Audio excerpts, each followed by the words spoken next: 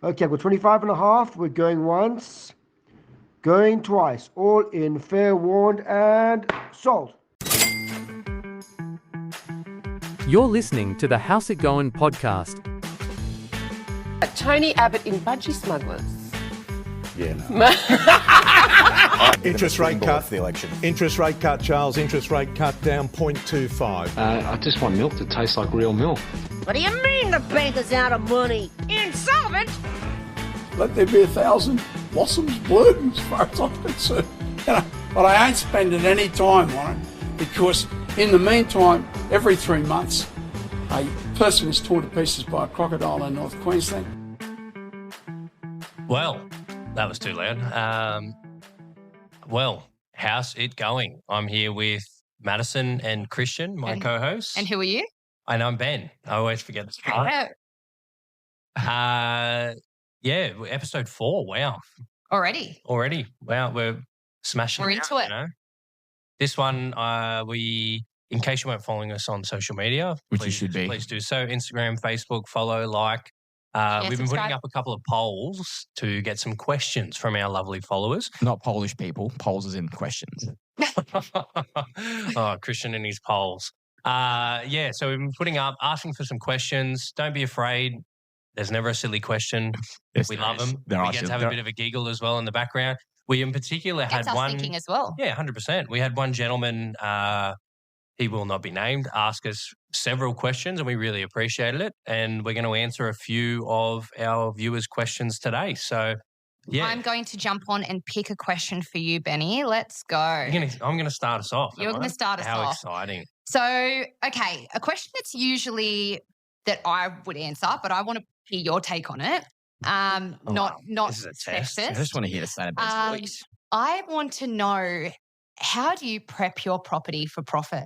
How do you get it ready to go on the market? Prep your property for profit. What's important? I like that. Yeah, prep your prop for profit. I'm going to have to use that in the next appraisal. Prep for prop. I definitely going to have to use that. I'm trademarking it, so don't think about it. You're not just getting your property ready for market. You're getting your property ready to maximise your profit. Don't ever use that with actual customers. That's so shit. Someone might like it. It might get me a listing, you know. First and foremost, I guess the main thing is just getting the property ready. That'd be good. Yeah, very broad there. But how we would do that? Great answer. 10 out of 10. They're into me. Sick. He's still sick. Yeah, I'm about to give you my listing, and I just want to know. Yeah, I'm going to. What do I need to do? You're a very demanding vendor here. It's like I'm trying to get through my spiel. It should be sold by now. It should be sold. No, Ben's got a track record of 14 months selling brands. 13 months actually. Oh, sorry. Smile and wave. Don't wave at Dom. Dom's not going to help you. I was waving at the camera. I thought we could reel that. No, but yeah, in all seriousness, sorry. Oh, the codrill's really hitting me. Preparing your property for market. The main thing is, I like to call it getting your property in sale mode. And the big thing is that at appraisal. I can tell. That sounded I turned it on there for a He says that in front of the mirror every morning before breakfast. I can't get a word in. A TV show. They've asked me a question and I can't finish it. All right. You know what? Sorry, you know what? Go. Madison and I need to be quiet now. We're going to mute my mic. All right. Good. Getting it in sale mode. So what that would be is making sure everything's clean, tidy, decluttered. One of the big things that I ask my vendors is to take their personal effects out for photography, for the open homes. Yeah, not that you're trying to hide things, but you're also trying to give buyers a sense of where they can put their personal items when they're coming to look at the property as well. Broadly speaking, you want to have the gardens, your hedges. You want to have everything clean and tidy, the lawn done, the driveway pressure washed. You really want to present the property in its best light. A buyer will walk into a home and they generally make a decision in the first minute or 2 minutes whether they like it or not. Depending who's standing out the front. Yeah, exactly. They look at my ugly mug outside. Yeah. I take your name, your number. Or the neighbour in the boombox. We love those neighbours. Love them. They're the best. Like when you get really to a property. The atmosphere going. Yeah, when you get someone next door and they're maybe just coming off a 2-day bender and they've still got the radio playing or the my favourite is the old dado in his single. His wife beat a singlet and he's 90 out the front and his slides. That's the best. That's when you know you're gonna have a good neighbour, but it's homely. Yeah, exactly right. What's your stand on styling? Oh, good question.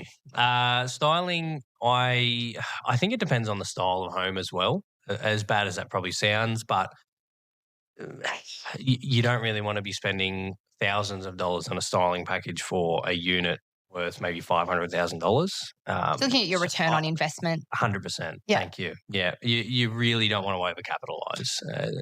Dumb question. Is that something you guys offer vendors? Like, do you offer to help them with styling? Or is that something we get in usually third? Sorry to answer your question. No, that's all right. We maybe an idea for a podcast episode in the future. Maybe getting a stylist on the episode. There's definitely a handful of ones that we use. Fantastic ones around the Illawarra. Fantastic. Maddie would be very good at it. Like, she's very good at styling. I not so much. Got a little bit of an. I'm like, I can make a bed. We do have to do that, believe it or not. Yeah. We do. And then I unmake it before I leave so they don't feel uncomfortable that I have made their bed. Ooh. Yeah. I feel uncomfortable listening to this. What is that? Oh, they're just awkward little fun things that you do. Like, yeah, but it's not just all high heels and coffees. So point is, styling is, it depends on the property, right? If you got a massive, would highly market, recommend. Yeah. Basically, just want to remove anything that someone has to walk in and think, I have to do this once I buy the property. You just want to alleviate any of those, sticky outy. Completely agree. You want to create the best first impression when the buyers come through. You want them to fall in love with the home, and ideally, you want to create a competitive environment for multiple buyers to make offers. And I don't know about you, but when I've gone into properties that I've purchased in the past, I spend more time looking at a washing machine down at the Good Guys. You go into the Good Guys, you go into Domain, you go into Harvey Norman, you go into the lot. Yeah. You speak with every person down there. You get back, you do your internet research. When you walk into a house, within the first 10 seconds, I can tell you, whether it's I completely agree. Really, our opens are 30 minutes. So you walk into a home and you're like, am I going to spend $1 million on this? Yes, I am. And you can decide in 15 minutes and you're out the door. You're right. You go down to Harvey Norman and it's an absolute. So and you walk away with nothing. Yeah. I have a follow-up question on that same sort of train of thought then. What's easier for you guys to sell? A fully furnished home that you've styled, or is it easier just to get a property in vacant possession and market it that way? Styled, 100%. It presents so much better. Your marketing campaign is going to. You can imagine yourself living there when there's furniture in the property. You can see yourself. Oh, I don't know. Property I bought that was completely styled. I restyled the home to copy the styling because I just felt so good. Stylists are very good at what they do. The idea is that they fit the space very well and they make you fall in love with, that living room and that lounge is stunning. I've had people buy the furniture from the open home who buy the property. Yeah. I haven't had that. Yeah. No. Yeah. Wow. How much is the lounge? Who gets the commission on that? Well, just what the cost, I guess, was for the piece of furniture. I'm joking. If people are paying commission on furniture from listing, you've got problems. Yeah. Yeah. What do you mean? Agents make. What do you mean? You own the styling company? Yeah. So what I'm gathering here is Ben and Madison own the real estate company. They own the styling agency, and they also own the furniture company. We do not. But really good idea. Really good idea. One-stop shop. I will be open canvas if that is the case in the future. No, maybe an idea. I think I'll leave it to the experts. That's right. You can move the furniture for me. Okay. Now, another question. Sorry, I know you're supposed to answer one question, but you've actually piqued my curiosity with this too. What if you got tenants? How does that go styling wise? You're not going to come in and style all the tenants' furniture. No. You kind of just stuck with tenant properties. You just run with. You got to let them live. Yeah, exactly right. At the end of the day, they're paying rent to live in the property. They have every right to really have the property looking however they prefer. And do you guys notice a decrease in marketability in those situations? Do you think it's easy some owner occupiers you wouldn't believe could not have a care in the world about, I think it's very person dependent. It's without us putting our foot in it too much. But I have had tenants that, have nicer furniture than owner occupiers. There's people who are house proud just because people, I'm not saying that you said this, but just because people are renters doesn't mean that they're not house proud or live beautifully. I think like you're trying to throw me under a bus. No. But one of the big things you realise, I think, especially in property management, is everyone has different levels of cleanliness and presentation. I think if you walked into a single guy's 2-bedroom unit, wash yourself, and then you go into you see my bachelors. We love our bachelors. And you see my apartment, watch yourself. Yeah, I have. It's pigsty. Anyone that sees him on Tinder, don't go back there. And you go back to Madison's 2-bedroom unit. I know he's rage banned me, but it's worked. My apartment is flawless, and I will not have these kind of slander. He is a clean freak. I don't fit the stereotype. I'm sorry. Okay. To finish off, yes, getting your property ready for marketing is a massive step when you're going to market. And if you need any help, we do work with some great people. One of them being, I think, Apex Maintenance. We use them a fair bit. Yeah. The shameless self-plug. Shameless. They're great. I mean, sometimes we walk into a property and the inside's immaculate, but we just say, look, we really could just, get the hedges in shape, get some of that rubbish removal, gurney the footpath. It could be something so simple, that alleviates, is there moisture here? Yeah. Oh, now I'm telling you dirty secrets. Yeah, you don't want buyers thinking that there's things there when they're not there. Yeah. Like if there's an issue that you can rectify quickly before buyers come and have a look, Correct. 100%. Yeah. Cool. Alrighty. Someone pick me a question. Okay. Let me have a look. Give me a sec. Answered beautifully, Ben. Thank you. I had a lot of help and a lot of cutting off. Again. I've got a great one for you, Mads. We might ruffle some feathers with this one too. Oh, great. You guys always do. Do you think that you deserve 2% of a property in commission if it sells in one day on the market? It's basically asking, are you worth the commission you're charging, Madison? How do you justify if it sells in a day? Are you worth the money? Yes. Sure. Please take some time to think about your answer. The person asking this, I really hope that they were coming from an educational point, not from I like to attack real estate agents for Maybe a living point of view. In the past, maybe they've been burnt in the past. You know? Short-term answer, yes. However, I've got 10 minutes to elaborate. So that is what I'm going to do. I didn't give you a time frame. You just made this up on the spot, huh? No, you give me 2 claps and that means enough's whoa. enough. Told you we're going to ruffle some feathers with this one. I'm just trying to think of where I kind of want to go with this. Just kick off. Most real estate agents, shock horror, aren't the richest people on the planet. The last year's, we're going to chuck some stats in. Love it. Last year, the average real estate agents between $80,000 and $100,000 in a year. So therefore, not every single real estate agent is this selling sunsets, walking around with 3 Porsches, Louis Vuitton suits, Louis Vuitton shoes. They're your average everyday guy who lives next door. That's the general consensus across the country of a real estate agent. We do have those. You have a 1%. For every decent agent, you've got a bench material. People see this 2% and say, in the last episode, we said the median house price was $1,060,000. I love that badge just glossed straight over. Yeah, gone straight over. Yeah, gone straight over. Just trying to be careful with how I word this. The median house price, say $1,050,000, 2%, looking at $21,000. That $21,000 needs to be broken down in terms of we have staff to pay. We have receptionists. We have sales admin. We have rent. We have PAs, databases, programs that we use to, send out market appraisals, to even, rent. Just overheads. We have overheads. A lot cost of people of running a don't factor business. those in. And, if you called someone, if I called you, Kristian, and said, hey, I want you to turn up 12 hours a day, 6 days a week, and maybe get paid at the end of the year, you're going to say to me, you're effing crazy. I'd do it anyway. She do 12-hour days. Yeah, big ones. I put in the huge hours, and you may get paid at the end of it. You're going to tell I heard me. Ben does 13 hour days. Oh, well, There's I'll not do enough 14 hours in tomorrow. the week. Let's see, I'll do 14 tomorrow. All good. You're going to say you're crazy. What are you doing? With risk has to come reward at some point. You hope.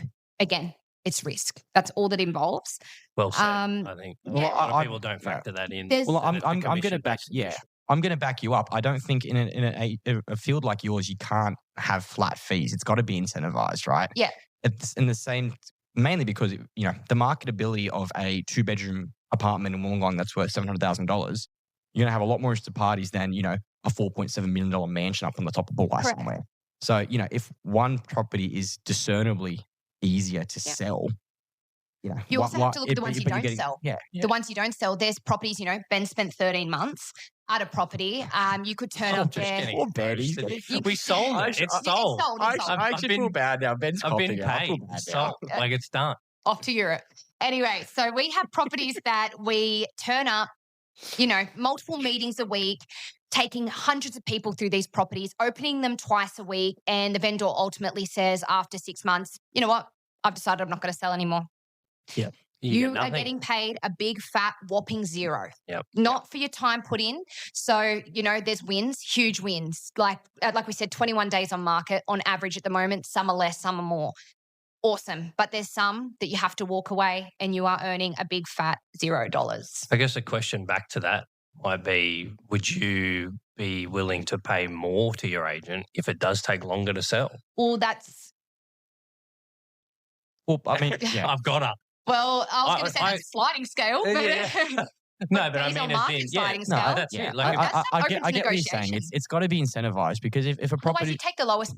if I'm getting offer. if I'm getting the same fee for the 2-bedroom unit in Wollongong that I am for the massive mansion on top of the North Shore in Sydney somewhere, I'm going to prioritize the apartment. It's Correct. easy to sell. Yeah. I'm going to prioritize Totally what's agree. going to get me paid. People also only see on social media the sold sticker standing in front, happy, smiley. They don't see the 6 a.m. letterbox drops in the middle of winter, and then also the same day taking the 6 p.m. buyer appointment through, who is coming. Are you telling me you do your own letterbox drops? Small ones. Small ones. Gets my steps in. But that's another person we have to pay. Those bulk letterbox droppings, marketing comes into it. Like we said, we make beds. Make beds.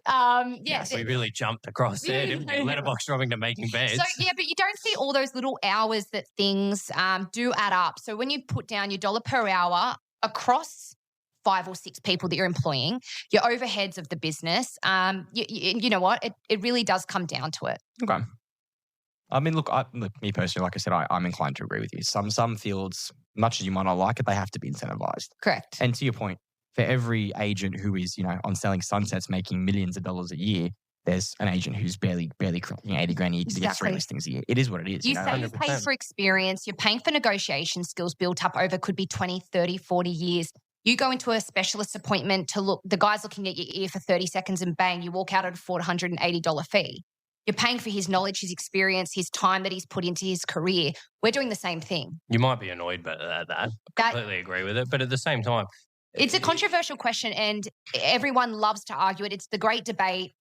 but it's a fair question from a vendor. Like if you're in a listing presentation and they're questioning you on fee, at the end of the day, it's always a question that comes up. If you've got someone that comes around and fixes your car, correct, you're going to negotiate cheaper for cash. Yeah, exactly right. The price is a selling point. At the end of the day, it's a competitive market. So 100%. At the end of the day, if a vendor's going to question you on price and you're not willing to budge, he'll go find someone who'll do it for cheaper. The head noise has already kicked in. I'm not comparing myself to a doctor. I really just wanted to add that in there. I was not comparing. They've been to uni for 12 years. It wasn't what I was saying. I'm just trying to put it from a point of view that knowledge equals... You're paying for a service. At the end of the day, you don't have to pay for it if you don't want to. You can go on what's it called, Purple Bricks. There's been a lot of local listings. That's exactly, Kristian. Where is Purple Bricks? What is Purple Bricks? It was vendors could list their own property. You know what? We're not going to plug it.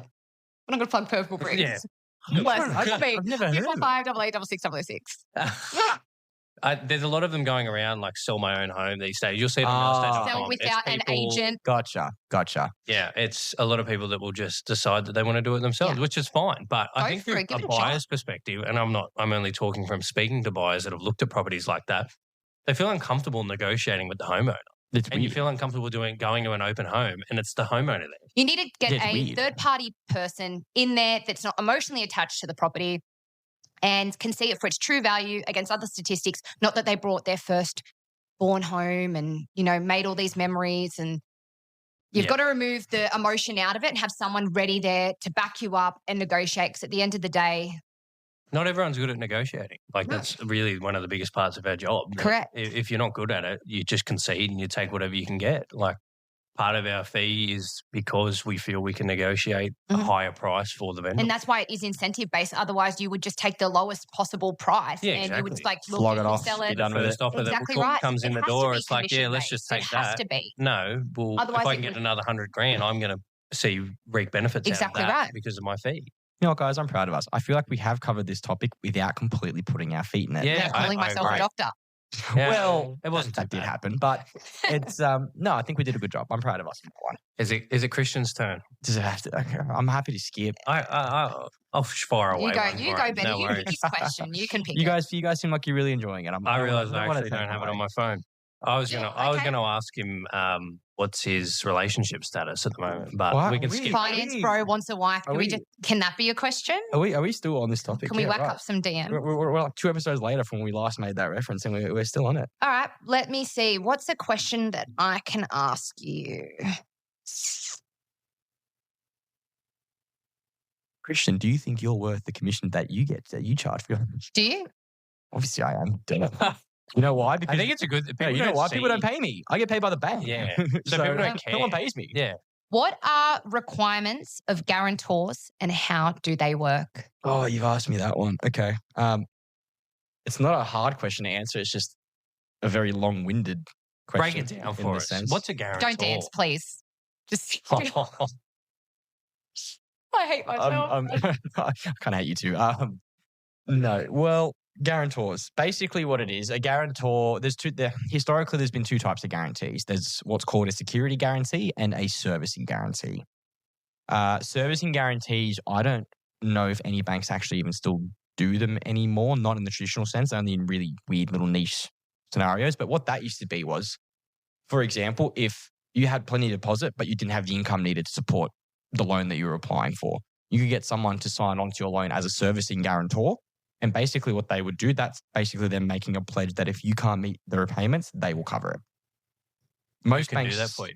No one anymore, really. That doesn't exist. That used to be like parents could do that for their kids. Okay. That doesn't really happen anymore. Obviously, the government, the regulators all decided that just opens a massive can of worms in terms of people abusing financial abuse of elders, all that kind of stuff. So that doesn't really happen anymore. The most common guarantor, which we do still see plenty of, is what's called a security guarantee. And that basically does the opposite. So for somebody who doesn't have sufficient deposit or sufficient equity, they can get somebody to go guarantor for them to basically bridge that gap. The most common one that we see is a family guarantee, usually from a parent to a child. So obviously we touched on it quite a bit in our last episode. You say a child can guarantee. Oh, sorry. No, a parent to their child. My apologies. Sorry, No, I was going to Ben, say, what a world we're Ben, living in. I'm With not- child's I guaranteeing think the parents' it could. house. No, that it does It happen. does happen. Oh, I have to win the lotto. Yeah, and it would be very It's nice. happened. I've done loans like that before where kids are giving their parents guarantees. Wow, Yeah. interesting. Beautiful children. Yeah. It's I guess Maybe your raise parents yours, raise yeah. you and You're- like you've got $1 a- million just raising you. Yeah. You've got to wait a while, Ben. Your son's not even born yet, so give it. He's like, pay It's off my already costing me mortgage. money. Yeah, the most common form of security guarantee is generally parents to their children. Yep. So what basically we touched on it in our last episode. We talked about market conditions, and we said, housing affordability is at a crisis stage at the moment, and one of the biggest issues obviously is deposit. So traditionally, banks will tell you that you need to have a 20% deposit. Yep. If you don't, they charge you lender's mortgage insurance. What a security guarantee does, it basically alleviates the need for you to have a 20% deposit. So what happens is the guarantors, let's say, stick with the example of parents for their kids. The parents in this scenario will basically put their property up as additional collateral for the kids' loan. So what happens? Banks have drawn their safety mark at 80% of a property's value. Banks basically determine that if you're borrowing 80% or less of what a property is worth, that is a safe lend. Anything above 80%, not a safe lend. So what they do, let's say you buy a property worth $1 million and you've only got a 10% deposit. Traditionally, the bank will charge you a massive amount of lender's mortgage insurance, jack up your interest rate, all these extra costs. You can then go and say, well, hang on, I've got the bank of mum and dad backing me as well. We've got extra collateral in this case. So what they'll do, let's say you buy the property for $1 million. Of that, and you borrow 900,000. Of that 900,000, 800,000 of it, so 80%, will be secured against the property that you buy. The remaining 100,000, the numbers, there's a funny way they calculate it, ends up being slightly more than 100,000, but for simplicity's sake, that residual amount above that 80% threshold, in this case 100,000, that basically they take that and secure that against the guarantor, so the parent's property. So what basically happens is you have one big loan for $900,000. 800,000 of it is secured against the place that you buy, and the remaining 100,000 is secured against your parents' place. So what happens is you still borrow 900,000, but the banks treat it as if you're borrowing 80%. So they, you get the lower interest rate. They don't charge you lender's mortgage insurance. What happens? Every bank that does a guarantee will do it differently. Some of them require proof that the guarantors can actually service that. If, let's say, you defaulted And, they actually check the servicing of the parents. So they check their income and everything to make sure they could afford a loan of that amount. Other banks, they don't. As long as there is enough equity in the guarantor's property, that's all they want to verify and check, and happy days, you're laughing. So basically what a guarantee does, it means that if you don't have enough deposit, which majority of Does it people- have to be 10%? Sorry to jump in there. So like if I'm just about to move out of home, I've blown all my money on a car or a trip to Europe. Yeah, that's where you blow your money. not at the casino. And you then show up and want to borrow $1 million, like we were saying, would you be able to borrow the 100% with mum and dad there as a guarantor? Correct. I think you were again, saying before we came on as well, you can even include the stamp duty in that correct. amount as well. It differs bank to bank. Please don't quote me on this. It's not uniform. Every bank I'll has be their own. quoting you. Like I'll call you. I'm hoping people call you the Monday this is released. This week on a current affair. Yeah. No, it does differ bank to bank. But the general rule of thumb, there are banks who will let you borrow 100% of what the property is worth, Yep. as well as enough to finance stamp duty. I feel Usually like- they cap it yeah. out at 105%. So if you buy for $1 million, they let you borrow $1 million plus whatever it is. I think that's really good information for, I think, what audience we have had in analytics come back listening. I don't know how many people know about analytics. Oh my gosh. I don't know how many people would actually know that. I think that's a really, really important Yeah, a lot of people topic to don't. Yeah. cover. A You lot can of have people- a You were saying $0 this- deposit. You were saying this last week. A lot of people, like your friends even, have just said Yeah. they didn't know they could They borrow. just did not even know they could borrow. Give Yeah. Christian a call, guys. Give him a call. See, I'm not even plugging Plug. myself. They're plugging me. This is what it's all about. I- If you need any broker advice or maybe you want a free dinner. I've had friends that are out looking for rentals, and I say, you're trying to build your own customer base up. Go see a broker. They go, oh no, look, People just assume they can't borrow. because the They media just- scares them. Yeah. Yeah. And look, obviously this depends on your parents being prepared to put their property up because they are putting their home up as additional collateral. It is a pretty serious thing. I actually You can hope attest that to you that trust because your I did it. children. Well, No. not even the test part. Trust them. I think from memory, it was my in-laws that actually did it for us. They had to go and seek legal advice before the bank Yep. would sign off on it. Some banks, majority of the banks that do guarantees, they actually require the guarantors to seek independent legal advice Yeah. before signing the paperwork. So it was pretty serious. Like it's Correct. a full-on. They don't muck around because there have been, obviously, as you can imagine with something like that, there's a lot of cases out there of elder abuse, financial abuse Yeah. of your For parents. the grandparents, even Correct. Grandparents, parents, whatever it might be. dementia or whatever. And the banks have very, very strict requirements around it. So, for example, including the guarantor's existing lending plus the value of the guarantee, it cannot be more than 70% of the value of the guarantor's property, and they do a full valuation to check the value of the property. Yeah. So they do all their checks. They verify it. Yeah. Some banks even have the requirement where the guarantee itself can't be more than, I think, 30% of the guarantor property's value.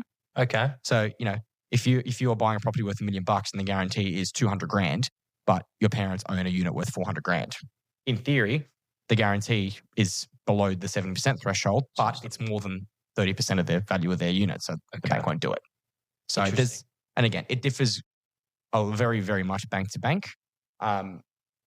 Talk to a broker, get the advice, obviously, that Christian? you need. Preferably me. Hello to finance.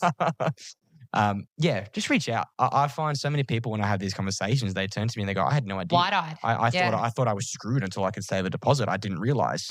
And obviously, it comes down to having the right conversations. I always make sure I will never ever do a guarantor loan until I've actually met and spoken to the parents, the guarantors.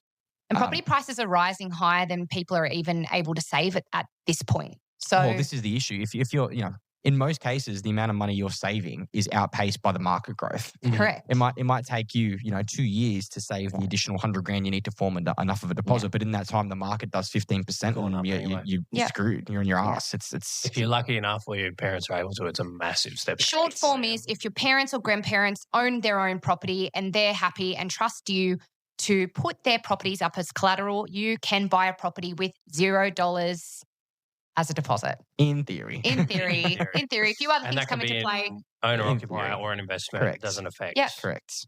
Brilliant. A lot of banks do have requirements around when it's investment. Some of them even, some banks even don't let you do it for one property for your first one. After that, they won't let you do it. Oh, Some let you, okay. some just to let- get you in. a lot of them let you do it for a second subsequent property, but as long as it's owner occupied, if you're buying to go live in it. Interesting. And a lot of them, if you already own, for example, an investment property and you want to buy a second investment property, most of the banks will say, no, we're not going to do a guarantee for that. Bad luck. Build up your own equity. Because again, it's that hesitation to put the guarantors under financial stress, which I think is oddly responsible of the banks. Yeah, that's it. Do we have any other questions we wanted to? Have I answered that one sufficiently? Sorry, is that? I think that's I think that was pretty good. pretty good. Yeah, I was pleasantly surprised. Look, the only other feedback we did get was where was it? I'm just trying to find it on my phone. It said Kristian should talk less. He loves the sound of his own voice. I did take that personally. I know who you are. There will be some further conversations. I know where you live. Beyond that, that was pretty much the extent of it. I think there were a few other questions on there which we can always tackle in a later episode. Yeah. And please, guys, get amongst it. We are going to be posting regular polls. We want your questions and your feedback. Every few episodes, we're going to try and do some questions, even if they're not as this elaborate. Hopefully, we can maybe get some, Short, sharp ones. Feedback as well. Like if you want to harass Madison and Kristian, feel free. Obviously not Ben. Never will. No, be. not I'm Ben. perfect. Not Benny. So yeah, far away. Like we can take it. We've got thick skin. Yeah, we want your questions and we want your feedback. And especially, we want to do more of these kind of episodes. Possibly even do some of them live. Do Q&As. And share the podcast with people that you think would benefit off this information. You've got cousins. It's not Wollongong Illawarra specific. That guarantor is a nationwide thing. So correct. And Kristian can do brokering anywhere, anytime. Within Australia. Can't go write loans in Singapore, but Australia we'll give it a red hot crack. I'll always try. Just don't have to let me. But no, that pretty much wraps us up for today. I can't think of anything else to add. Episode 4 done. No, episode 4 done. Kristian's about to fly off to New Zealand. Yeah, I'm out in a few days' time, actually. So we're going to, and then when I get back, we've got a 3-day turnaround before Madison jets off to Japan. Tokyo, yeah. Off to Japan. We've got some time. Where are you off to, Ben? Corrimal. No, he's off to Wollongong Private Hospital. To have a trip with fatherhood. And that's in a few weeks too. What's it called? By the time we record, next time maybe a daddy. Maternal leave. Enjoy. Yes, maternal. Sorry, yes. Yes, you're right. Okay, this got derailed very quickly, but ciao. We're going to wrap it up. And Madison's jumped the gun again. We are going to wrap it up. Thank you very much for tuning in. Remember, share the podcast with a friend, with a family member. Ask us questions, give us feedback. We love it, and hopefully we will speak to you again in our next episode. Thank you for listening. Ciao. Ciao. I've laughed. That was good. Myself.